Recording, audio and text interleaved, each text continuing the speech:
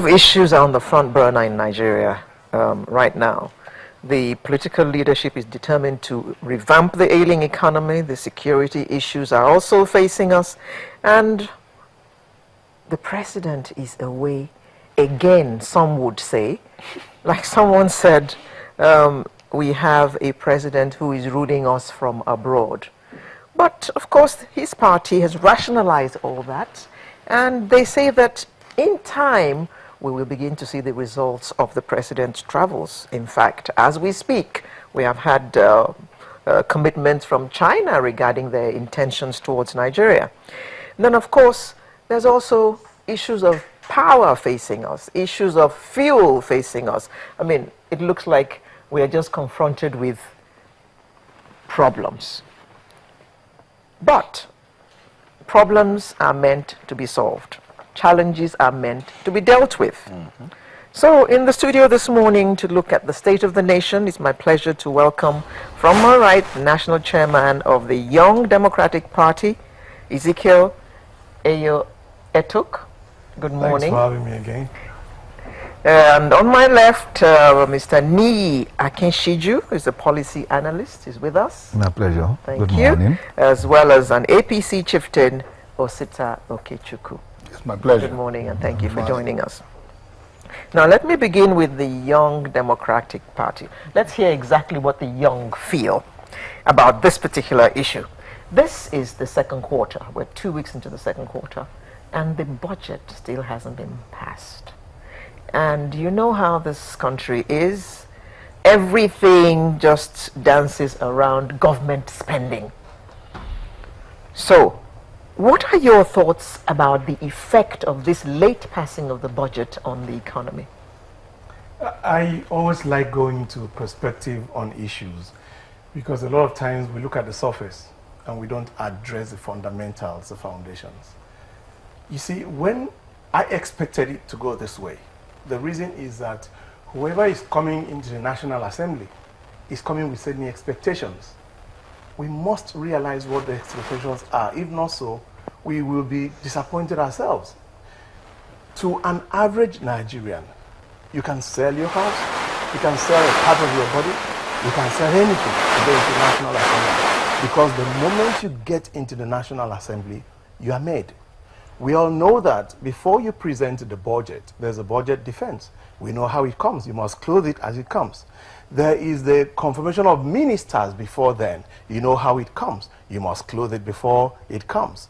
We know when you get the budget, your interest must be entrenched in the budget. So your expectation is that by the time they finish the confirmation of ministers, they present the budget, you will have recouped enough to offset all the costs you had incurred in getting into the National Assembly.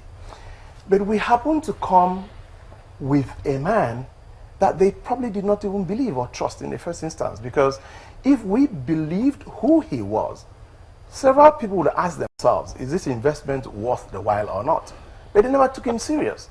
So when the man came on seat, we're talking Mr. President, and there was a confirmation of ministers, and he came naked.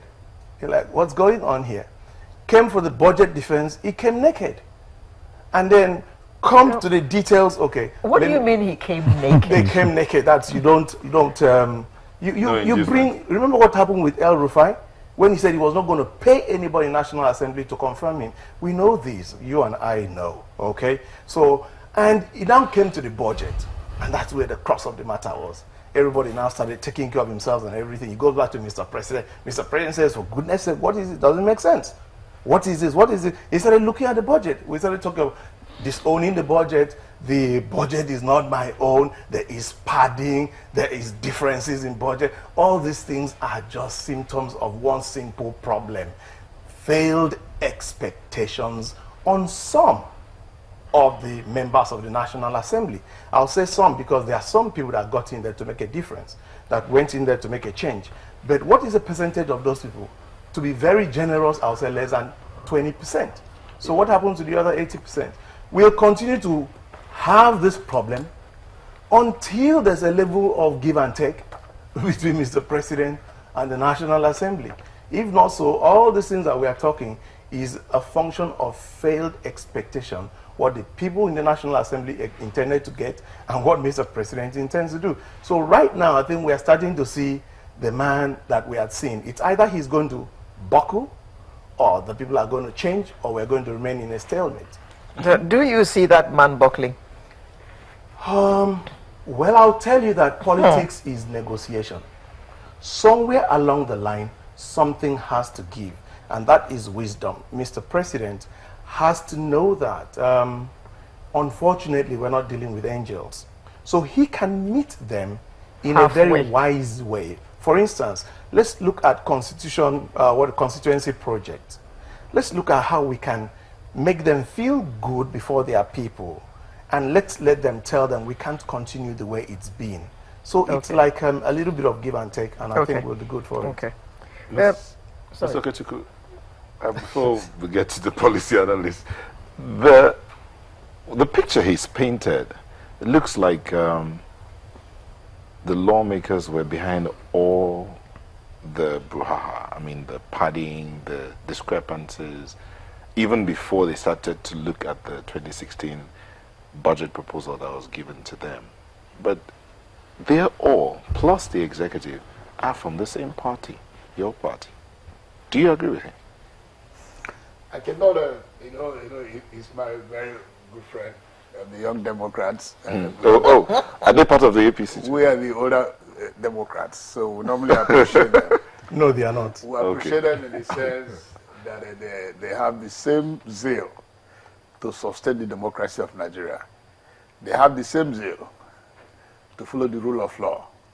So we appreciate them highly. But what I'm saying is that it's not as he painted. The point is that there's a disconnect, as he said, between the National Assembly and the executive. But luckily, I think the best are coming home to roost. The Senate and the House of Representatives have decided to agree that Mr. President actually, that after 4 or 8 years, in the 1,000 years hence, the Nigerian people will say the Buhari regime. They will not talk of Saraki regime. They will not talk of Dobara regime. So I think they are coming back to that in the sense that Mr. President set out from the 3 items or 3 cardinal programs. He said he will fight insecurity. He will also wage strident war against corruption, and he will revamp the economy. The past 11 months or thereabout, he had done the best he could in trying to fight corruption. In fact, he had tamed corruption, as pointed out by my friend, architects. Tamed in the sense that for the first time since 1999, we returned to democracy, nobody have heard that a dime crossed from the executive branch or from the CBN to the National Assembly, either, as you said, to get a minister nominated, approved, or get a budget, or even some other appointments. Because there are also some other important appointment that is as big as the ministers, like the Federal Revenue. And I do not think anybody was lobbied financially to get those appointed to be approved by the National Assembly or the Senate. So to that is a big leap forward. And as he said in the budget, we must share the blame of the budget. We must share the blame of the budget. Mr. President, if you know him very well, he's a system person. In coming to power, he thought it was the old bureaucracy he met. And was, for a good 6 months, he was having meetings with them, relied on them. Unfortunately, they did not do well. So that's part of the discrepancies in the budget. It's not the legislature. No, not exactly. Where the legislature came in could be counted as what he said about the constituency project. Because for them, it was a pet project they had benefited in the past. In fact, in American Congress, it's called the pork projects. Yeah. The fattened projects that the members normally find where to. In fact, they call it bridge to nowhere. Sometimes it's not a project meant to achieve much. but meant to enhance the profile of the congressman. So, but Mr. President be who he is, and actually, let us also be frank. This is a country, if you listen to what the former Minister of Finance and Coordinator of the Economy, Mrs. Ngozi Iweala said, he said we used to save, but under the Jonathan administration, Jonathan lacked the political will to save. I'm not happy that he's telling us that now, but we cannot also... No, I think that is not taken completely in context. No. It was the governors that please. Can he finish? Please, we are not here to debate. I wasn't with her in the U.S. Her speech was published. Her speech was published where she said, under the then President Obasanjo, we saved $22 billion. And when we face some glut, in terms of the values of the global oil market, we pitched from there to shore up. And now we also entered a new windfall under the Jonathan era. And efforts made to save failed. But we are witnesses to that. If we know that anybody told you that the NSA's office